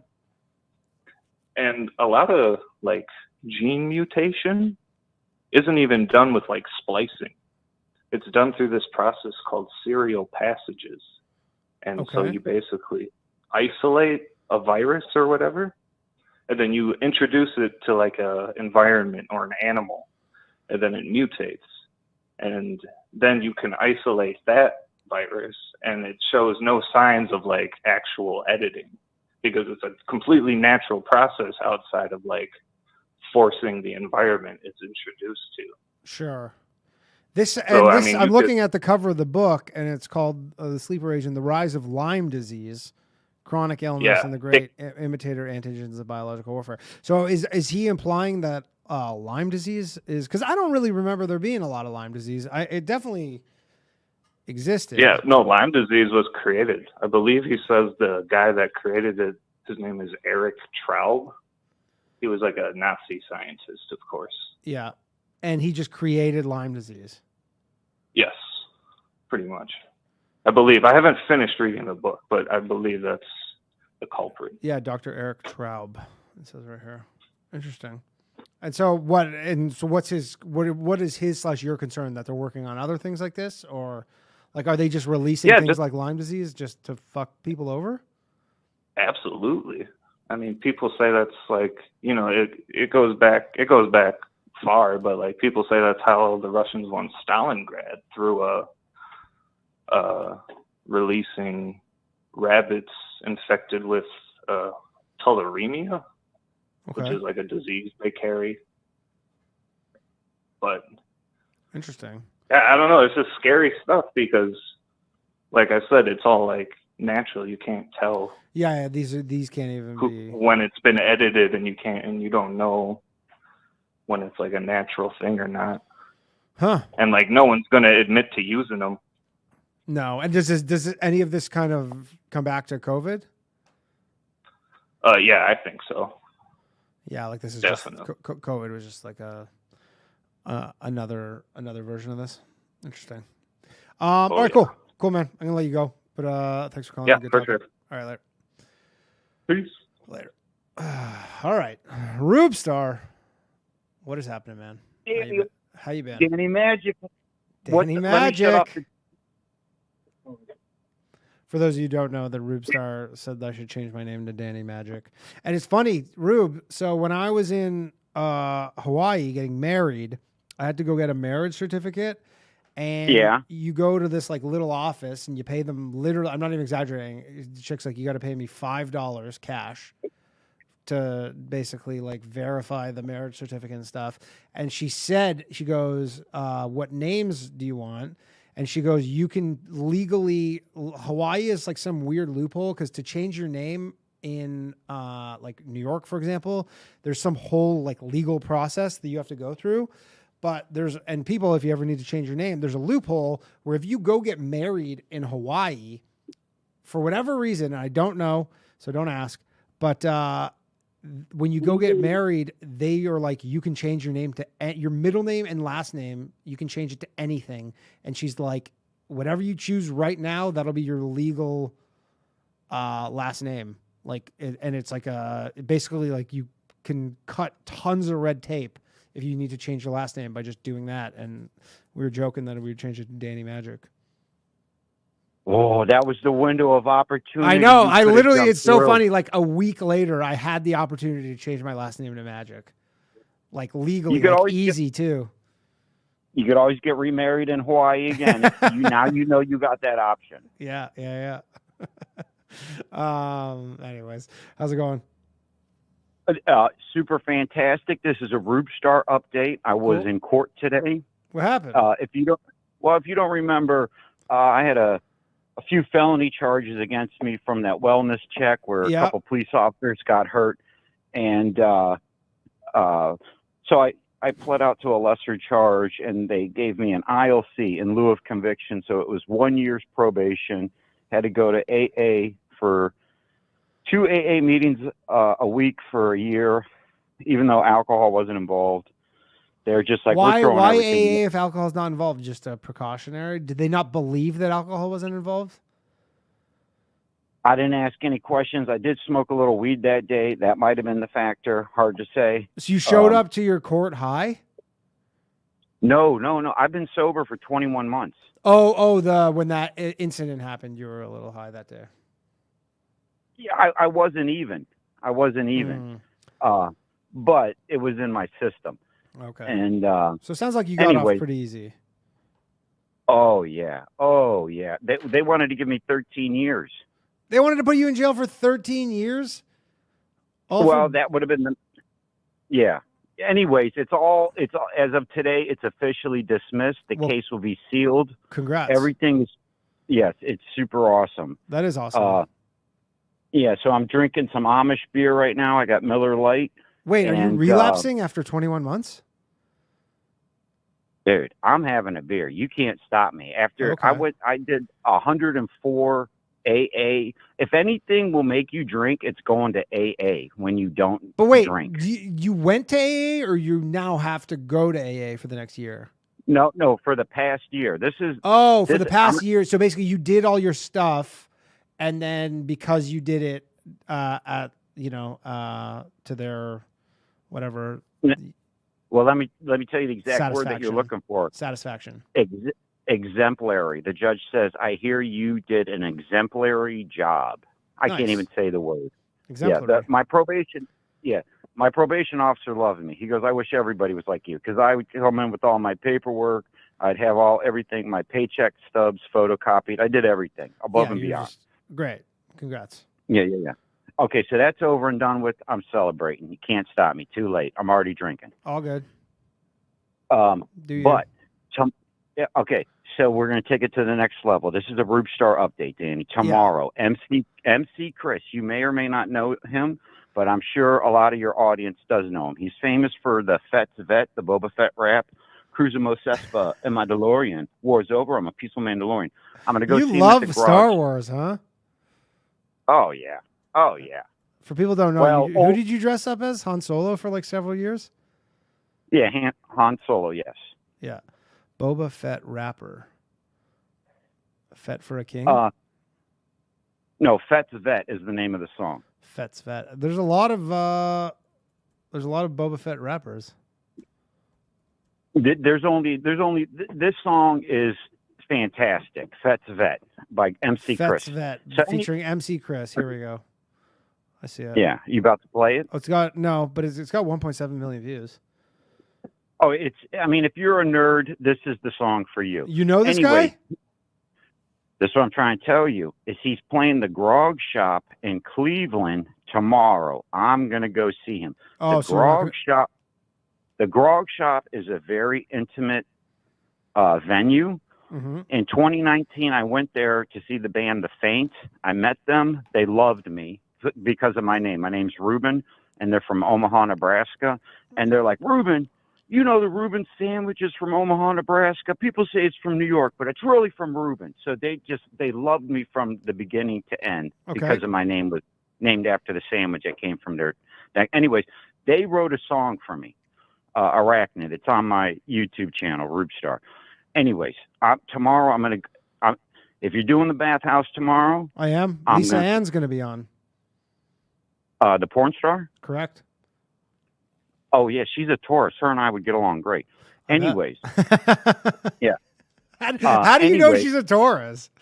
I think her birthday's like May 6th or May 7th. Danny, I got thousands of... Hold on a second. I got thousands of birthdays in my brain. May 9th. The fact that you kind of know her birthday is fucking weird, man. I used to have a fortress of pornification. Hundreds of porn stars. I had all their birthdays. Who's your top 3 favorite porn stars? I know we're getting a little off topic here, but there's only one. There's only one favorite porn star, Lanny Barbie.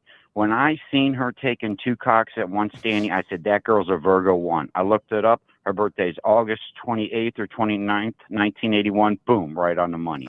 When's Jenna Jameson's birthday? Oh, that's April 9th. That's the easy one. That's so crazy. It's April 9th. You know the year? Yeah. No, I don't. I think it's 1975, maybe 1974. Okay, yeah. What an insane party trick, man. Anyways, this is what I'm getting. Danny, you don't know this. Yeah. But this is how I actually ended up in jail is I was doing a podcast. Okay. I wanted to start my own podcast. I got to episode 2. Next thing you know, the police are here. Okay, put me on hold. Okay, so once I got out of jail, I do episode 3. Now I'm working on episode 4, and it's going to be magnificent. It's going to be Star Wars themed. That's where MC Chris comes in. Okay. Mm-hmm. There's a good chance I'll meet him. I'm going to talk to him. I'm going to say, look, dude, how much money you need? Write a Rubestar Star Wars theme song. And I know his birthday, September 2nd. He and I are going to get along great if I get to meet him. There's a good chance this will happen. I also need a gay cantina scene because I'm going to go to a gay bar for episode 4. Yeah, our old chemistry professor opened up a gay bar in Youngstown called the Mine Shaft. Nice name for a gay bar. Oh, yeah. Oh, really, yeah. And my really brother gets the imagination going with the Mine Shaft, you know? Oh, yeah. And I went to Florida with this guy, not knowing he was gay. Anyways. What do you think of when you think of Mine Shaft? Oh, the turd tunnel, dude. Butt pirate. Okay. So, so me, I like to do 2 or 3 things at once. MC Chris, you write a song for me? Yeah, Rube, I'm writing a song for you. MC Chris, could you write a song for Danny Magic? Please. I'm not sure, but I think you like rap. You're more of a rap guy. I like rap. I like rock. I like bluegrass. I like the blues. Get into it. Yeah, I like all sorts of stuff. I like rap. Now, MC Chris, he's got kind of a high voice, but he's wicked with the lyrics. So if he does take on this assignment, I'm going to need money to pay him. So if anybody wants to support the Rubestar, you could go to the Rubestar store on Etsy, buy my products, or maybe even just send me money through Cash App. It's Rubazar, Rubazar. All money will go to the Danny Magic Well, you let me Rap. know. You let me know if he'll do it. I'll kick in a couple bucks for that for sure. Well, that's what I'm telling you. Is tomorrow I'll be calling you from the concert. Do you have shirts in stock? Yes. I make them to order. Make them order. Okay, I'm gonna order one. And anyways, if I could get him on the phone with you and with Lisa Ann being there, I don't know how he's going to be able to turn this down. He'd be a fucking idiot not to do that. Oh yeah. He'd be a fucking real idiot. So just brace yourself tomorrow for that action if all goes well. Okay.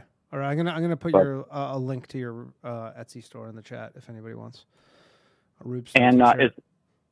And as far as your topic goes, I was going to vote for RFK because I got a long history of voting for the loser. And I've always voted third party. Never anybody I voted for has never won. There's a chance he might win, so I got to change my vote to Dr. Shiva, the guy that invented the email. If you're not familiar with him, yeah, didn't he marry some famous woman? Fran Drescher. Fran Drescher, right? He was briefly the married. nanny. The nanny. He was briefly married to her, right? I really don't know. But, yeah, he was. Yeah. So that's it, Danny. I'll get off the phone and let other callers come through. Later, Rubestar. Rubestar, everybody. Go buy a shirt. Hello. What's up, Danny? Hey. Who am I speaking with? My name is Lyric. I live in Hawaii, so I wanted to see how your trip was. It was awesome, man. Where do you live in Hawaii? Which island? North Shore, Oahu. North Shore, Oahu. I didn't get to visit Oahu, but it's awesome there, man. Are you from there? What island? No, I'm from Orange County, California. Moved out here like 6 years ago. Oh, okay. Did you go down there for a weekend and just never came back? No, I finished school here at BYU, Hawaii. Oh, okay. And then when I was a senior, we started a business, me and my wife, and then it just was doing well, so we just stuck around after and had a couple babies.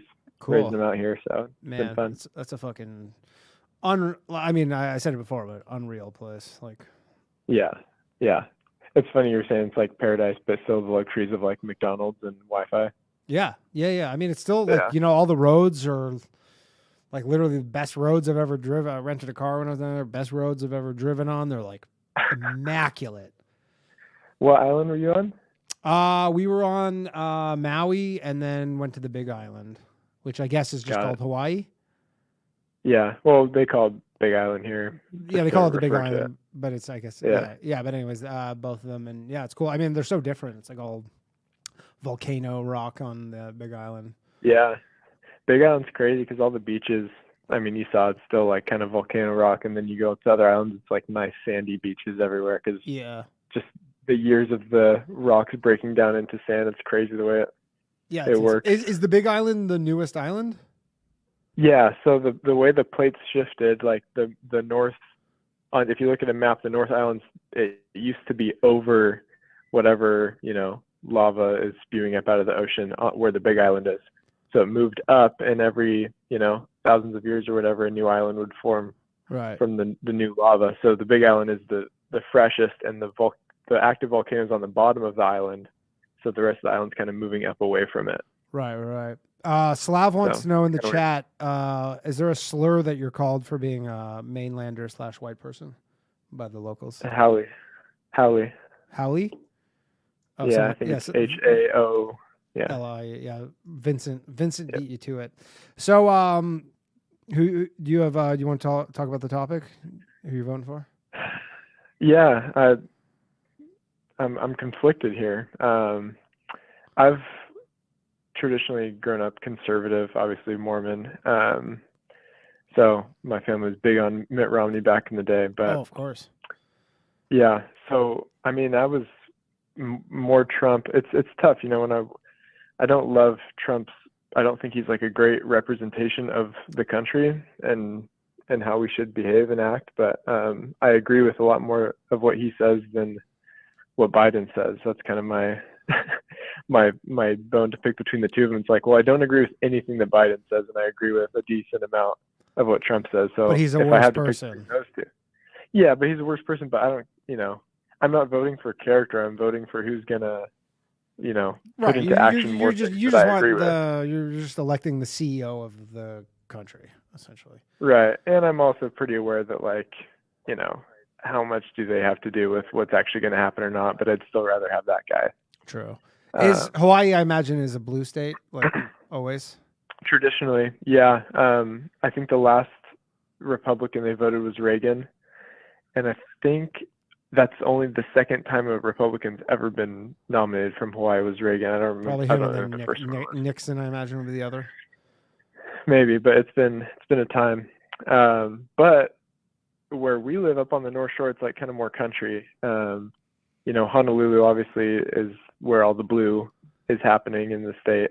Yeah. Just in the big city like everywhere else. But the North Shore, we see more RFK and Trump bumper stickers and signs than anything else. And Biden's taken a big downward turn in Hawaii since the Maui stuff happened and his story of his Corvette almost catching on fire. Right.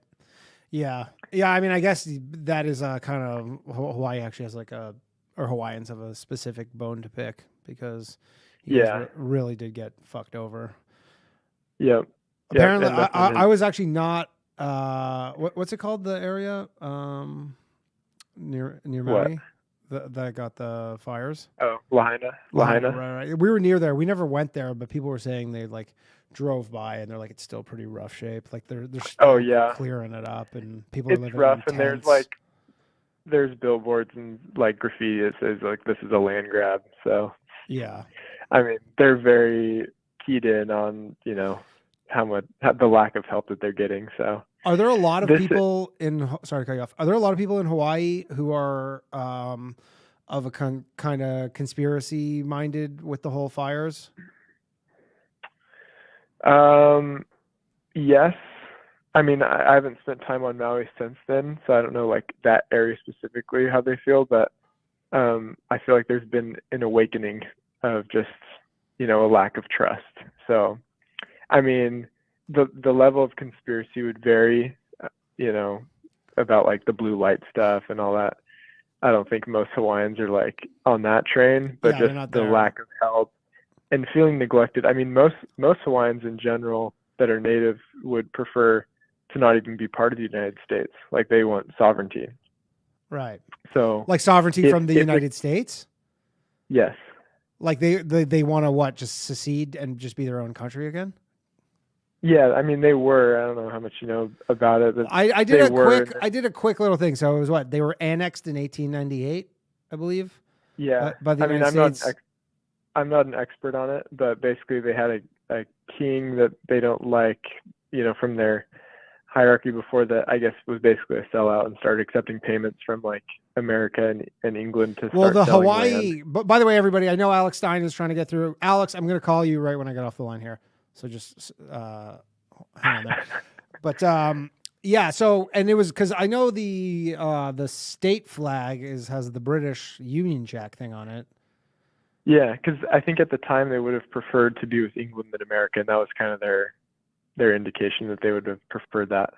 Okay, but they were never actually a British colony. That was just a statement. I don't know if they actually officially. I don't think they were, and I don't think we took them from England. I think it was kind of a toss up, and they were both kind of vying for position. Gotcha. But yeah, so most people are not super. I guess the native Hawaiians are not super pumped about that. Have you ever been to any of the other Polynesian countries, islands? I have not.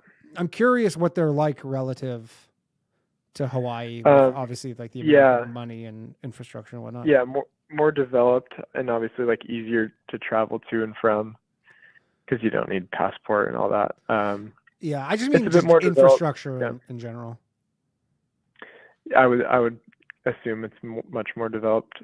Not a ton more, but a decent amount. Yeah. What I wanted to ask you was, go ahead. Well, this is the first time in a long time that a Republican could win the nomination, and I think the polls are probably leaning in Trump's favor. The last one, I mean, the primary was in March, so a lot's happened since then. Trump had 19 pledged delegates and Biden had 15. And I think at the time RFK was still trying to vie for the Democratic nomination. Mm-hmm. So he was taking 30% of the Democrat vote. Biden had 66%, but Trump had 97% of all Republicans. Crazy. So I'm on the fence. I'm on the fence between RFK and Trump, and my brother, was military, he was in the airborne the last 3 years, just got out from Italy, and he's like all in on Trump. So I've kind of been on the RFK side, and we debate back and forth healthily. But he's saying, dude, if you're in a state that actually could go for Trump and pull that, those electoral votes away from the Democratic Party, that is what you should do, and don't waste your vote on RFK if he doesn't have a chance. But this is an opportunity for Trump to actually take the nomination from what has traditionally not been a swing state, but could be this time. Yeah. I mean, that's the thing, is that's the problem with the whole two-party system, is really like, unless everybody is just agreeing in advance that they're voting for RFK and it's just understood, then if you're kind of going at it alone, you're like, I'm just going to cast my vote. Like, the odds are you're just wasting your vote at that point. So, yeah. But I can see how he would be attractive to people in Hawaii. He seems like he has kind of his constitution. I don't like the idea of, people say all the time, don't vote for a third party, you're just throwing away a vote. And that's only true if everyone keeps listening to that idea. I would say, like, in in Canada or the UK or France or whatever, I don't think that's actually the case because there's so many parties, but because America is so set up as this two-party system, they kind of make it so that it is like it's structurally set up that way. Like, you just you'd literally need just everybody be so pissed off. Like, the two parties would have to be fucking up so badly where it could really like make a dent, I guess. So, well, you'd think this might be the time because the approval rating for both by the opposite party is so low. Like, hey, why don't we all just get on board with this other option? But well, it's a real game theory thing. It's just everybody has to kind of, I guess, agree on it. But I'm sure there's a lot of people who, if they thought voting for RFK would count, they would. They'd happily do it. But I think everybody thinks it's a waste. So then they're not going to do it because they're just kind of like, what's the point? But they probably would. I'm sure a lot of people would. Yeah, and one of RFK's big points right now is like, hey, head to head against Biden, I blow him out. Head to head against Trump, because nobody, half the country doesn't want to vote for Trump, I still barely edge out in that. It's like, yeah, but the election isn't head to head matchups; it's across the board. But I think if more people realize, like, hey, I think we'd all rather prefer this guy than have half the country completely be up in arms. Well, only one half would be actually up in arms. The other half would be up in their panties. But yeah. I feel like it might be a good option, a good time to do it. Hey, I guess I guess we'll see. And I mean, again, he's from what I understand, he's the candidate now in Colorado for the Libertarian Party. But not that I think not that I think the party affiliation matters that much for him, but he's still just a Democrat at the end of the day. All right, cool, man. I'm gonna let you go. I'll let you get to your other call. Appreciate it. Okay. All right, let's call Alex Stein up here. We'll go out with a bang. Bonjour.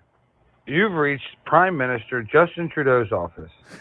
I'm sorry, but Justin cannot come to the phone right now. Alex! He's currently eating a Danish. If you'd like to leave a message that he will definitely listen to, yes, please speak after the tone. Thank you, from Justin Trudeau and the country of Canada. Tell me that's his actual fucking voicemail. Are you kidding me? I thought that was a bit. Are you serious? That's not a bit? That's your actual voicemail, you mental patient? Oh my God. That's funny. All right. Hello? Hello.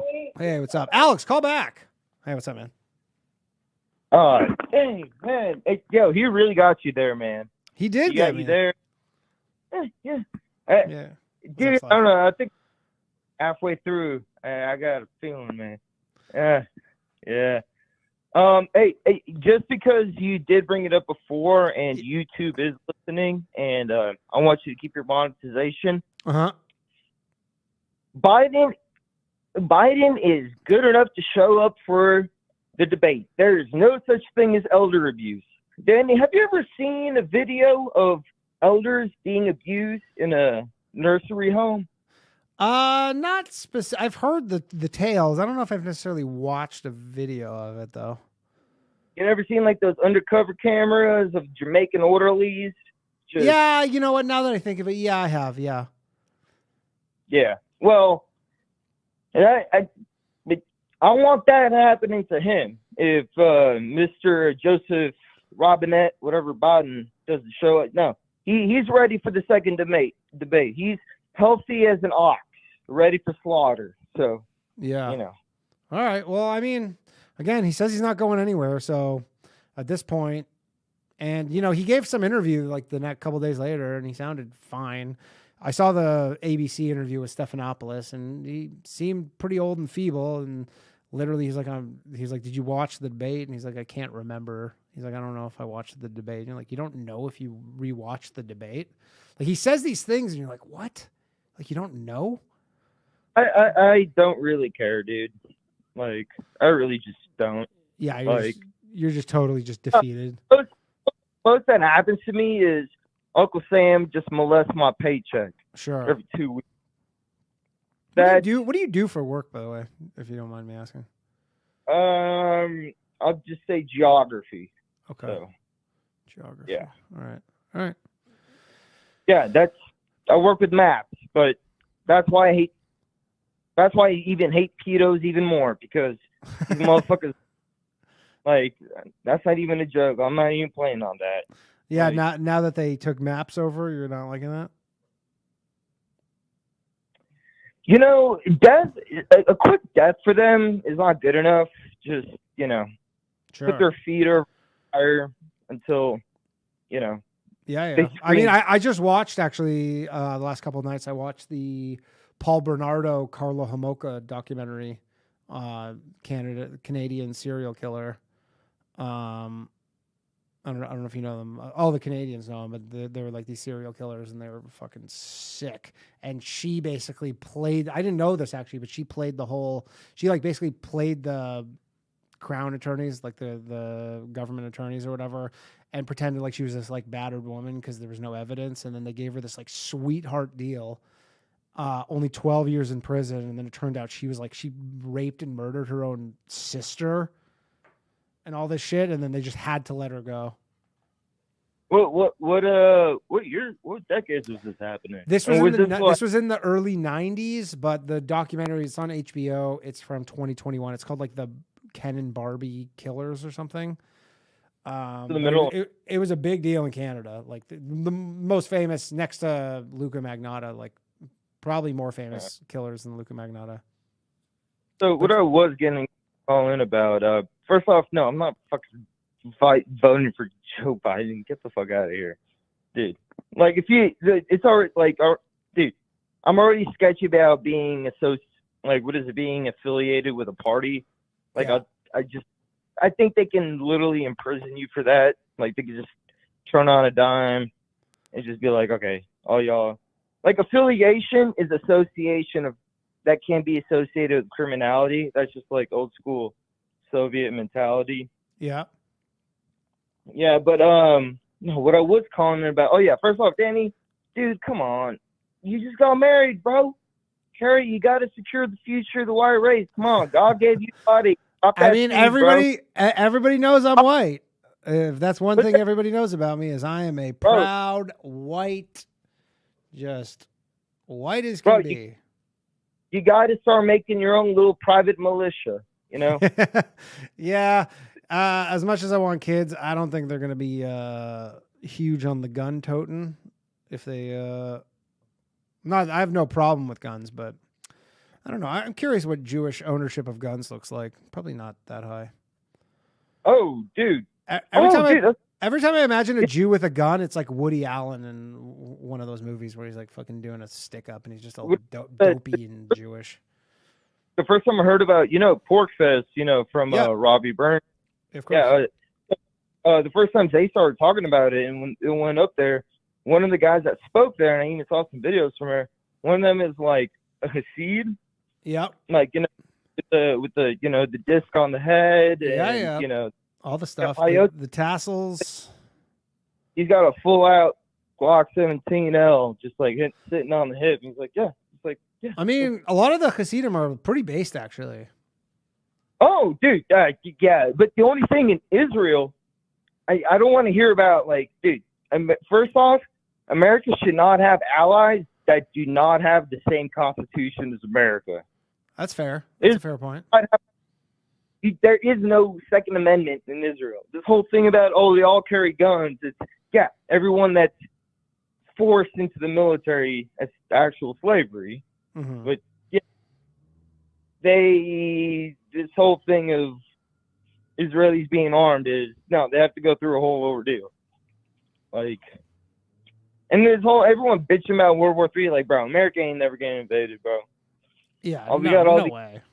God, Hick, bro, you know, I mean, America has like a huge geographical advantage, besides anything, besides having the most powerful navy in the world and the biggest army, biggest economy. They also just like have a geographical, pretty tough to invade a country that sits the way it does. That's the only. I think that's like one of the only things I agree with Mormons about. That America, especially just North America, just in general, is like God, blessed by God. Like this is literally made.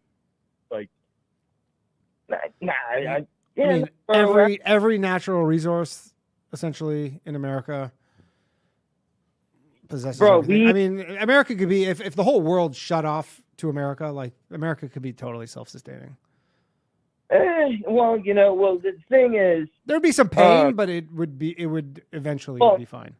Pain is with current systems of DEI. So, Danny, do you remember 1994? How old were you in 1994? I was 10 or 11 years old.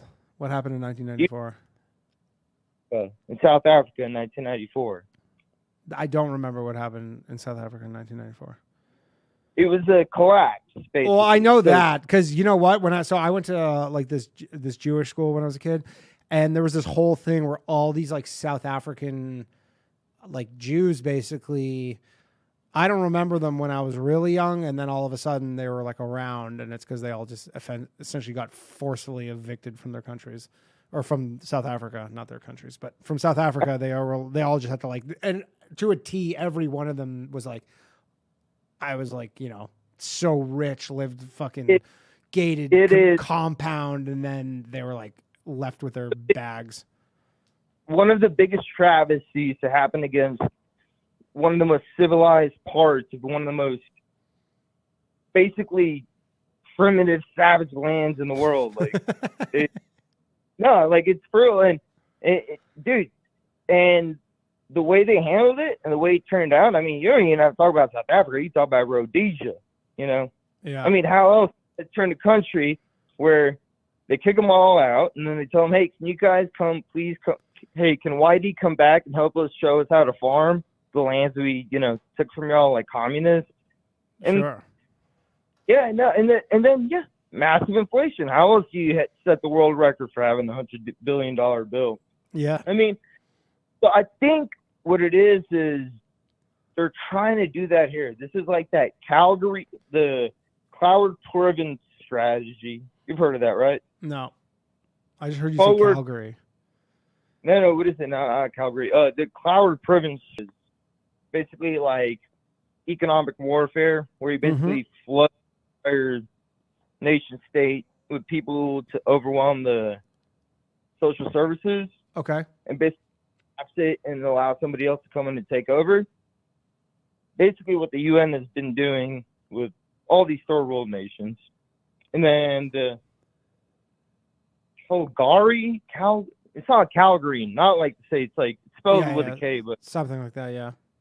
Yeah, it's basically like the same thing, but they do it with like social things, like the makeup of people. Like basically what they're trying to do is they're trying to make a whole bunch kind of. Yeah. So what they're trying to do is basically they're trying to make a whole bunch of Tower of Babels all over the world, let them collapse so they can just swarm in and be like, hey, we got to be in control of all this. Interesting. All right. I gotta go because I gotta wrap this up. But I'm sure we will chat tomorrow night. Slav everybody. And if Trump, one last thing. Go ahead. Biden somehow wins, people gonna be asking who really voted for him. Have a good night. Yeah, later, man. It's a good point. That is a good point. Okay, we're gonna try Alex Stein one more time, and then wrap this bad boy up. Thank you very much, everybody, for joining me. Bonjour. That is You've such reached a Prime fucking Minister Justin Trudeau's office. crazy voicemail, but Alex Stein is a crazy man. So I do not put it past him. All right, that's been the show. I got to piss really badly anyways. That has been the show. Thank you very much, everybody, for joining me on Low Value Mail, episode number 110. I appreciate you all. Support the show. Join the channel if you want to do that. Shout out to Not Black Vince for gifting some memberships to the Scroats. I'll see you tomorrow night. New episode of The Bathhouse, 9 p.m. live from the Stand Comedy Club in Green Room. We have Lisa Ann joining us. Fellas, got to be on your best behavior for that. Or don't. I don't know. All right. Thanks very much, everybody. See you next week. Good night. My shit heroic. Empathic abilities, yeah, my face be also stoic. Bleep, blow up, nigga. That just means I'm working. They see me as a leader, so that's why I'm Captain Kirkin. These tracks from the stars, that much is for certain. You can fit this hit if you up or if you hurt.